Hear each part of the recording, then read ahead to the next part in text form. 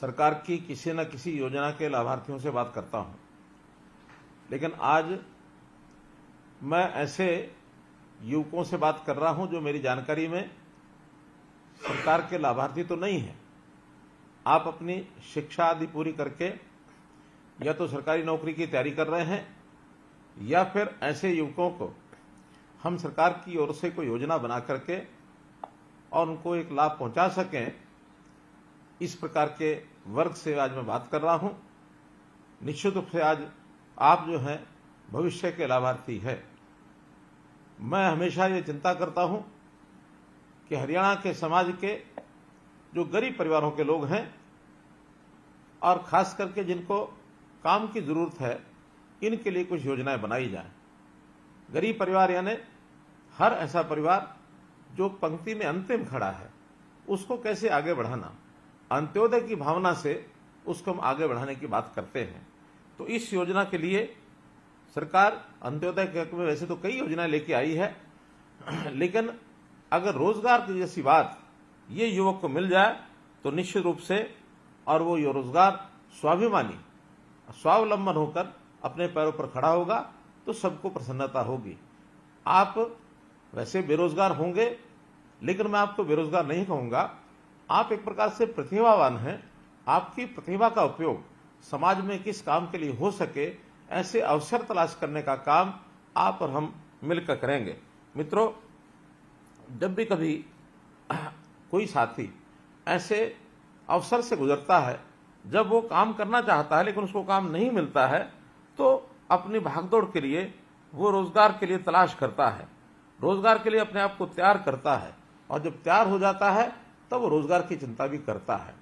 हम लोग ऐसे तैयार हुए युवक को सदा संपर्क करते हैं, और संपर्क करने के लिए हमने एक योजना बनाई पिछले दिनों में, मुख्यमंत्री अंत्योदय परिवार उत्थान योजना।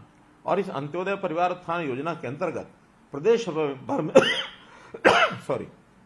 लगभग 500 कैंप ये हमने लगाए, और एक एक परिवार के किसी न किसी सदस्य को हमने बुला करके और उनको कोई काम देने की बात कही। ऐसे परिवार जिनकी आय 1 लाख रुपए से कम है।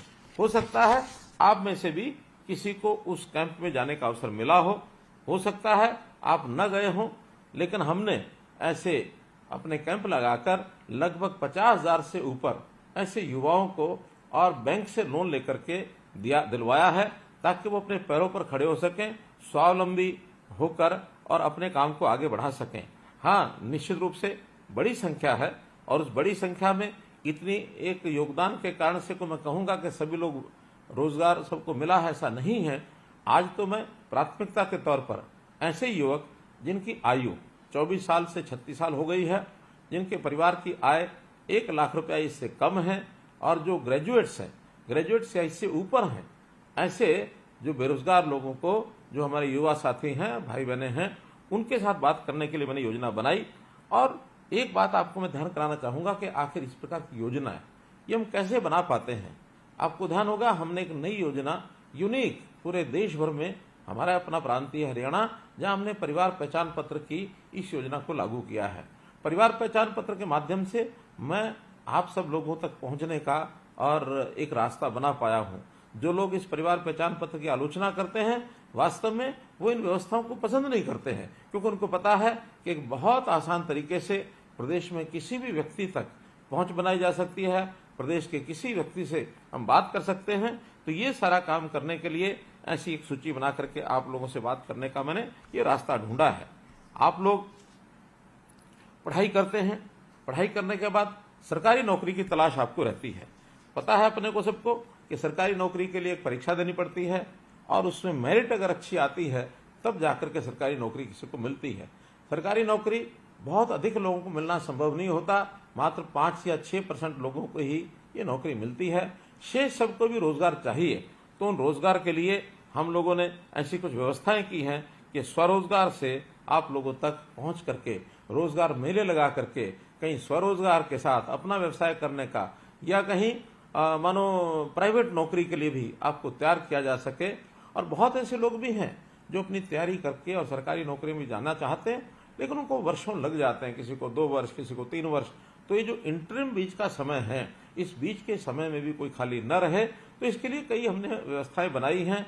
चाहे उसमें HKR के माध्यम से हम जो उनको जो एक आउटसोर्सिंग की नौकरी ये दिलाने का काम करते हैं, या कहीं वो प्राइवेट नौकरी करता है, तो इस प्रकार के काम से हमने तो यहां तक भी युवा सक्षम युवा जो योजना चलाई, जिसके अंतर्गत नौजवान कोई भी अगर स्नातक होता है तो घर खाली न बैठे, बल्कि उसको महीने में 100 घंटे का काम हम दे करके उसके लिए भी 7,500 रुपया 9,000 रुपया ऐसे हमने योजना बनाई, ताकि कम से कम आगे बढ़ने के लिए उसकी जेब में अगर कुछ पैसा होगा तो निश्चित रूप से वो काम कर पाएगा।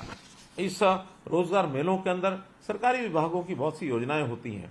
हमने उनको वहां भेज करके 17 विभाग ऐसे थे जिन्होंने ऐसे सब युवाओं की काउंसलिंग की, और उन मेलों में उन्होंने जाकर के पुरानी जो कुछ कंपनियां ऐसी हैं, कुछ उद्योग ऐसे हैं जिनको बुला करके काम देने की भी बात की है।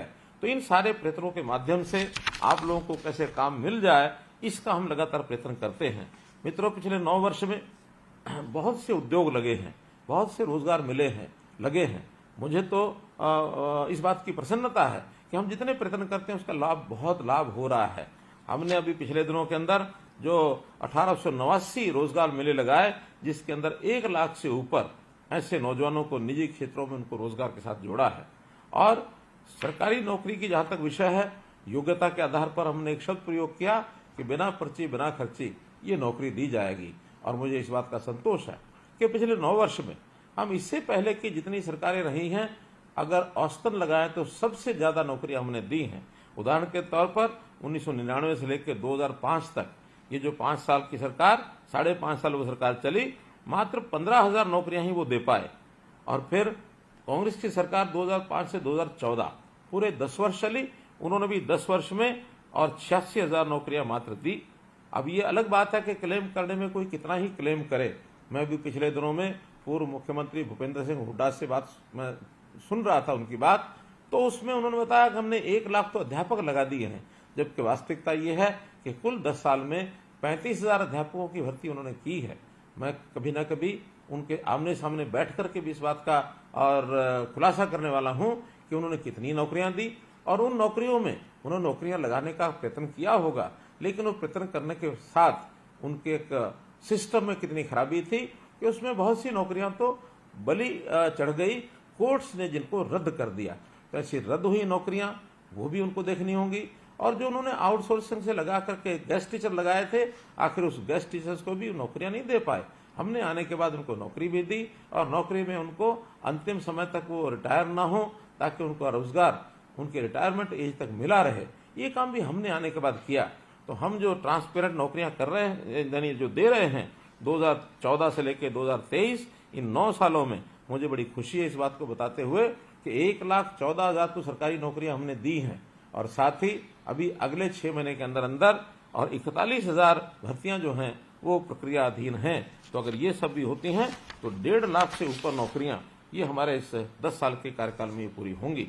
तो हम हर वर्ष चाहते हैं कि ऐसे जो बेरोजगार हैं, जो नए तैयार होते हैं, कोई मैट्रिक पास करके काम करना चाहता है, कोई +2 पास करके करना चाहता है, कोई ग्रेजुएट पोस्ट ग्रेजुएट बन करके काम करना चाहता है, तो ऐसे हर साल 2 लाख से ऊपर लोग ऐसे होते हैं जिनको कोई ना कोई व्यवसाय मार्केट में चाहिए, प्राइवेट नौकरी चाहिए, अपना व्यवसाय चाहिए। इस सब के लिए कौशल की बहुत बड़ी आवश्यकता होती है।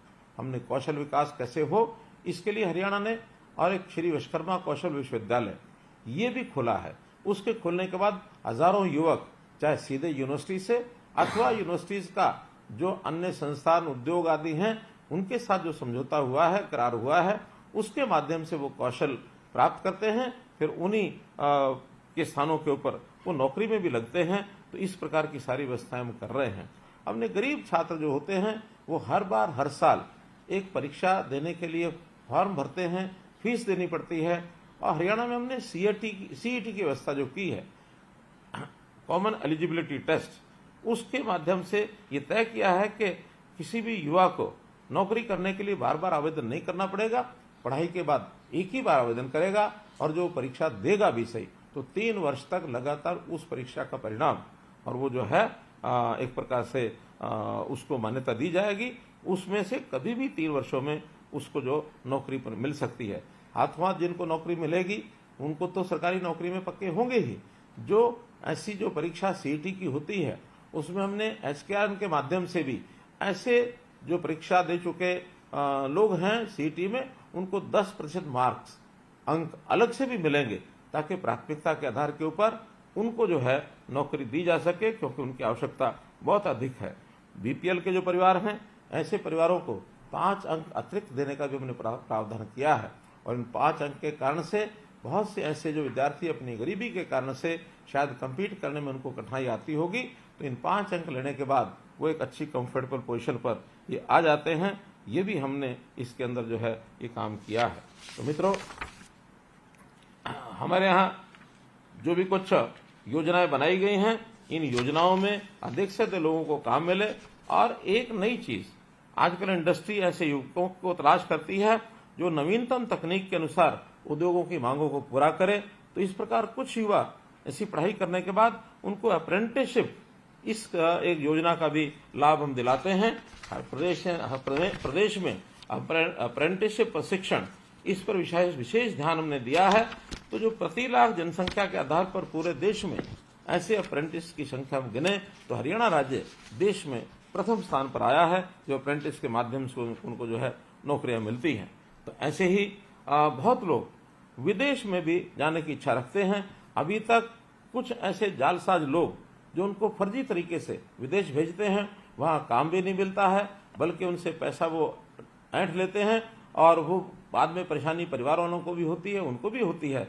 इन सब से बचने के लिए हमने एक फॉरेन कोऑपरेशन डिपार्टमेंट, एक विदेश सहयोग विभाग ये बनाया है, ताकि इस प्रकार के जो युवा हैं उनको एक ऐसा अवसर हम दिला सकें कि विदेश जाने का तरीका साफ सुथरा और एक मान्यता प्राप्त जो रास्ता है उसके माध्यम से अगर वो जाते हैं तो इस में से जालसाजों के जाल से उनको बचाया जा सकेगा। अभी हमने जो रोजगार लेने वाले, जो विदेश में जाने वाले युवक हैं, उनके कॉलेज में पढ़ाई के बाद मुफ्त में पासपोर्ट देने की व्यवस्था भी की है। मुझे खुशी है बताते हुए कि लगभग 27,000 पासपोर्ट और ये हमने इशू किए हैं, जिन लोगों का कोई अपना पैसा एक भी लगा नहीं है। हरियाणा में हमारा जो पुराने जो इस प्रकार के दस्तकार लोग हैं, ऐसे दस्तकार लोगों को हमने कहा कि नए युवकों को सिखाने का आप काम करें। ऐसे जो पुराने दस्तकार हैं उनको गुरु की संज्ञा दे करके, और हरियाणा कौशल विश्वविद्यालय पलवल का उसके साथ जोड़ा है। तो ऐसी गुरु शिष्य परंपरा के माध्यम से जो इस प्रकार के टेक्नीशियन को तैयार कर सकते हैं, प्लम्बर तैयार कर सकते हैं, राजमिस्त्री, इलेक्ट्रीशियन आदि, ये सब तैयार करने के लिए उन सबको किसी एक प्लेटफॉर्म लाकर, जिसका मिस्त्री नाम से, मिस्त्री हरियाणा नाम से हमने ऐप बनाया है। जो ऐसे काम सीखना चाहते हैं मिस्त्री ऐप पर जाएंगे और मिस्त्री ऐप के माध्यम से उनकी सिखलाई ट्रेनिंग करा करके कौशल विश्वविद्यालय के माध्यम से सर्टिफिकेट दे करके, ताकि वो काम में उनको सुविधा हो सके, इस योजना को भी हमने चलाया है। जो देश में एक नई राष्ट्रीय शिक्षा नीति ये लागू हुई है, इसमें भी शिक्षा इस प्रकार से दी जाए जो रोजगार परक हो, ताकि उसके माध्यम से हम शिक्षा के माध्यम से रोजगार को प्राप्त कर सके, ताकि कोई भी युवा बेरोजगार न रहे। भाइयों बहनों मित्रों, हमारा यह सपना है कि हम आने वाले कुछ समय के बाद अपने प्रदेश का एक भी युवा बेरोजगार न हो, ऐसी स्थिति लाना चाहते हैं। उसके अंदर आप सबका साथ चाहिए। आपका साथ मिलेगा, सबका विकास होगा, सब में एक विश्वास होगा और सबका प्रयास होगा, तो हम इस लक्ष्य को बहुत जल्दी प्राप्त कर पाएंगे। और इस हरियाणा को हम लोग आत्मनिर्भर हरियाणा बना सकें, इसमें सब लोग यदि साथ लगेंगे तो निश्चित रूप से आप और हम अपने इस देश और प्रदेश को एक लाभ भी दे सकेंगे, और अपने परिवार को भी ठीक से हम पालन पोषण उनका कर सकेंगे। मैं आप सबके लिए आपके भविष्य की शुभकामना करते हुए अपनी बात को समाप्त करता हूं, और आशा करता हूं कि आपको जीवन के इस पड़ाव पर अगर आप अभी तक कोई काम नहीं करते हैं, तो जिस भी प्रकार का कोई आपको काम मिले, चाहे सरकार की सहायता से मिले, चाहे बिना सरकार की सहायता से मिले, काम करना प्रारंभ अवश्य करें। छोटे बड़े की चिंता न करें। आज कोई भी जब आप काम करेंगे, अवसर मिलने पर निरंतर उसमें आप बढ़ते चले जाएंगे। इसलिए खाली रहने के बजाय कोई काम मिल जाए उस काम को करना चाहिए। हम भरसक प्रयत्न करेंगे कि आपको कम से कम इतना काम जरूर मिल जाए जिससे आपका परिवार का पालन पोषण हो सके। आपका बहुत बहुत धन्यवाद, बहुत बहुत आभार, आपको बहुत बहुत शुभकामनाएं।